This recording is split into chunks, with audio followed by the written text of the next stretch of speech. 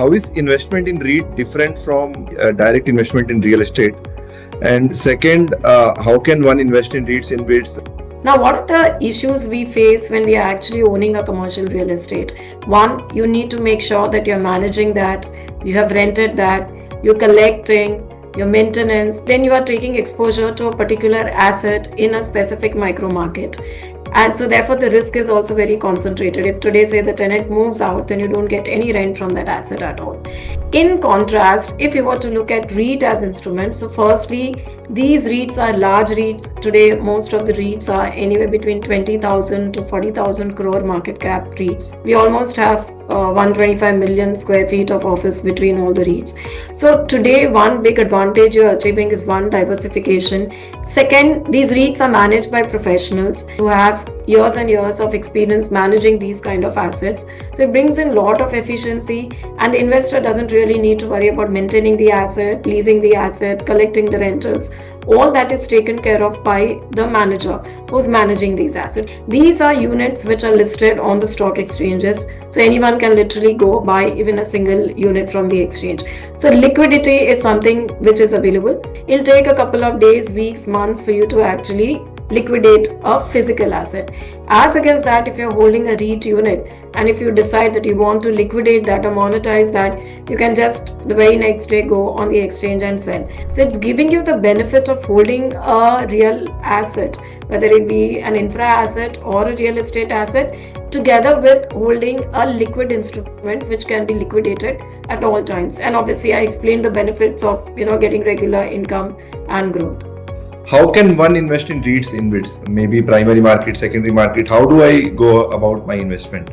So initially when a REIT or an InvIT is being set up, it means that there is a registration process that goes through wherein all the parties to the InvIT, a detailed diligence is conducted by SEBI on who's going to be the trustee, who's going to be the investment manager, project manager, sponsor, what kind of assets, etc. The REIT, InvIT or the SM REIT gets registered, and after registration, essentially the first thing that happens is it goes public, or it gets listed, and when it is listed there is money that is raised at the InvIT or the REIT level. So that is the first I would say availability of participating in these platforms on the REIT, InvIT or the SM REIT. When it goes public, that is the initial public offering that is done. In this case it is units because it's a trust structure, so there are no shares per se. The units, like a mutual fund, are issued by that particular InvIT REIT or SM REIT. So at the time of listing is something that investors get a chance to participate. After that, being publicly listed or privately listed for that matter, these trade on the exchanges. So subject to the lot sizes which are slightly different for privately listed InvITs and for SM REITs. But barring that, for publicly listed InvITs, you can technically go on the exchange and buy one unit at the prevailing market price on market, off market transactions, exactly the way equity shares get traded, STT is applied on that. That's the way you can buy it. So that is the secondary market on which you can trade, you can acquire. Third is any kind of primary issuance which is undertaken by these platforms, whether it is in terms of rights issuance, whether it is institutional placement where only qualified institutional buyers can participate, or let's say there can be a FPO, follow-on public offering that happens, or let's say preferential allotment also. So similar kind of methodologies which are there for equity listed companies are also available for REITs and InvITs.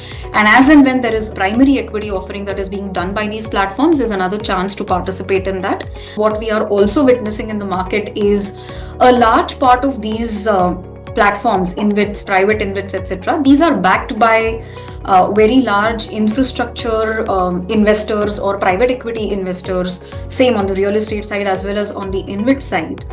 And considering these are all funds which manage third-party funds, they also try and monetize their holdings in these platforms. So there is an offer for sale which comes to the market. That is another avenue when investors get a chance to participate and acquire units of REITs or InvITs. Technically, the way to look at it is it's traded on the exchange, and like we buy equity shares, is the way to buy InvITs and REITs which are publicly listed. Privately listed and SM REIT, depending on the lot size which is prevalent, you need to buy in that capital size.